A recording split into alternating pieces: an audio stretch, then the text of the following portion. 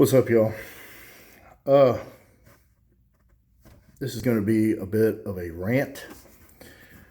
Uh, I went to run some errands this morning,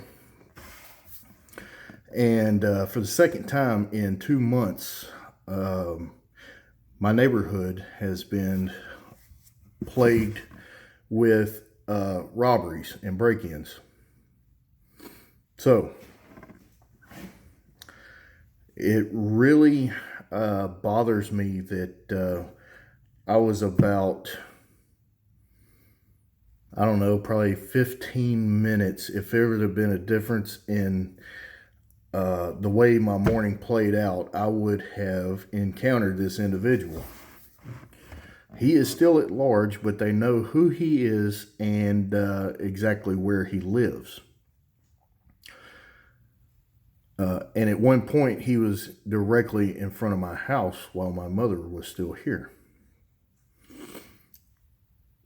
I get home and there is all these, law enforcement and everything. Well, I live in a pretty well wooded and really kind of spread out neighborhood. We're not one of those neighborhoods where everybody is, stacked on top of each other. Everybody has acreage and there's lots of woods. And so this little cat, burglarized some places right around me. And at one point he was right in front of my house. Some of my neighbors and friends give chase to him, and he went into the woods. And that's why law enforcement kind of let him do his thing, because they'll catch him as soon as he comes out, because that is nothing but wilderness where he ran into. The point is that only a few minutes difference, if things would have played out just a little bit different, I would have encountered this subject. My neighbor was one of the ones that gave chase. But of course, a young 20-some-odd-year-old male, 6 foot, 130 pounds, is one to really blow the doors off somebody my size and some of my neighbors, that are older than I am.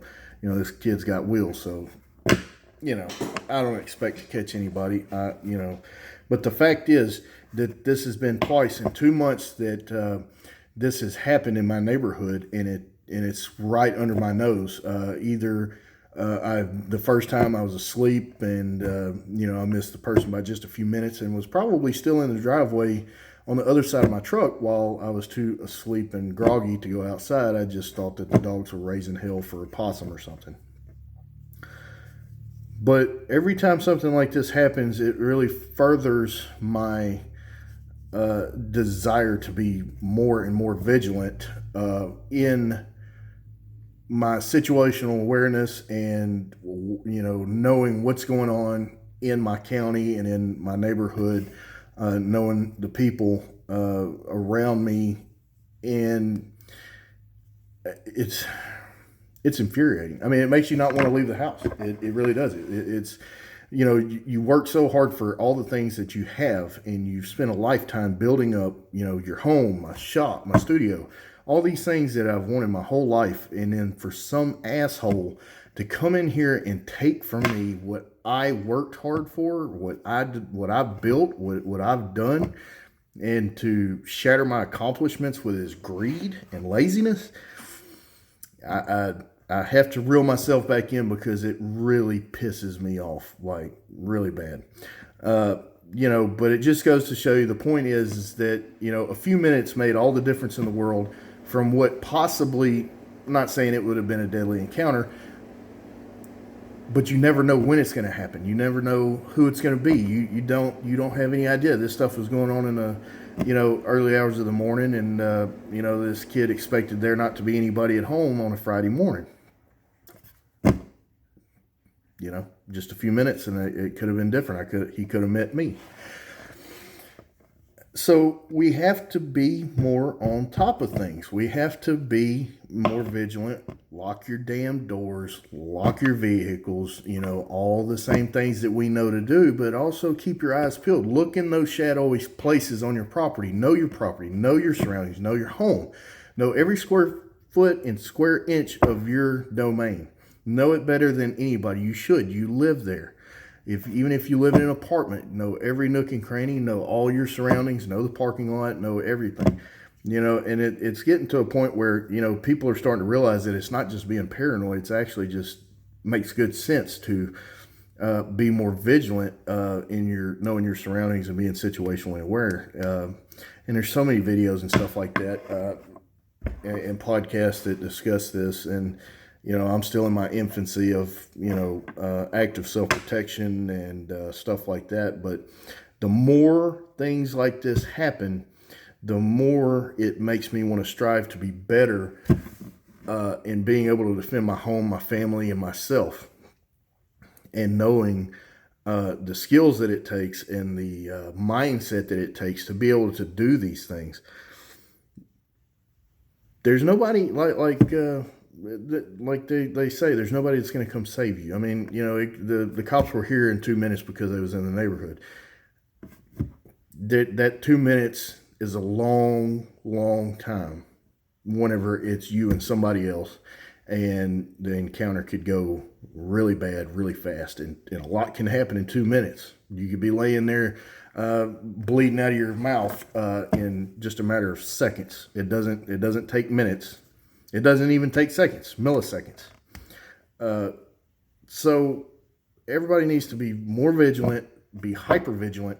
You don't have to be paranoid, but just know what the hell's going on around you. Keep your eyes peeled. Look out the windows. You see somebody suspicious, say something. A good friend of mine is a Hardin County Sheriff's deputy, and he, said if you do see something suspicious, just say something. That's what they're there for, is to go check somebody out.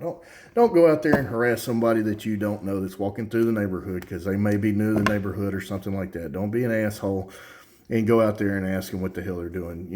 That's what your local law enforcement is for. But on the flip side of that, don't wait for somebody to come save you if somebody comes in your house. Don't wait for something to happen. Don't wait for permission to defend your life or your family's life. There's too many things going on in this world in this day and age, and there's not a big enough respect for life. And I'm trying not to make this super philosophical, but it's just really eating at me. And it's kind of therapeutic for me to get this out of my mind by making this video. But, there's a lot of bad people. There always has been, but it seems that there's more of them, and they're very emboldened to do the things that they do. And with technology, it makes it really easy to see, to be able to stalk somebody on social media. And, you see they'll put it on blast that they're going on vacation or their work schedule and stuff like that. Don't do that. Don't do that. Don't make yourself an easy target. Make yourself the most difficult, hard, pain in the ass target you could possibly be. And if you are encountered or you are the victim of such an act, then make yourself as tenacious. And I'm not even going to go into what I say you should do, but you need to be a hard target. You need to be something that is willing to fight for your own survival and the survival of your family members and those that you love around you. And just think about it. Why do you think I do this dry fire stuff? And it isn't because it is a lot because I like to do it, but just because you enjoy doing something doesn't mean that it's not work. It has a meaning. It has a purpose. Just because I enjoy it is just an icing on the cake that I enjoy it. But there's a reason. There's a reason, much the same that people go to the gym and work out every day. There's a reason. It's for health, mind, and body.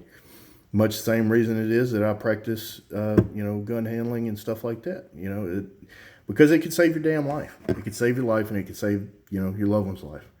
And what's that going to hurt? Practicing dry fire, 10 minutes a day, 30 minutes a week, whatever you can squeeze in. What is that going to hurt? You know how many hours of television and, how many hours a day people are on their phones? I don't even know the number, but it's incredible. It's an extremely high number. Why don't you take away some of that and put it towards something that will make you better at something? You know, dry fire, the gym, anything. Read a book, learn something. But I digress. But please be more vigilant. See something, say something. Make sure you check your surroundings. Don't just get lackadaisical. Just because you're in your home doesn't mean that you don't have to be situationally aware. And I'm not saying, once again, that you need to be extremely paranoid and looking out the windows every 5 minutes like, you know, like a crazy person. But just keep it in the back of your mind that just because you have property corners does not mean that stops anyone from coming onto your property. Just like a gun-free zone, that does not stop somebody that wants to shoot somebody from killing up a bunch of people. Gun-free zone is absolutely asinine. So much with that same logic, just because you're on your property doesn't stop somebody from coming on your property and accosting you. So see something, say something, go learn, train, practice, ask questions. Just make sure that the questions that you're asking are ones that really need to be answered.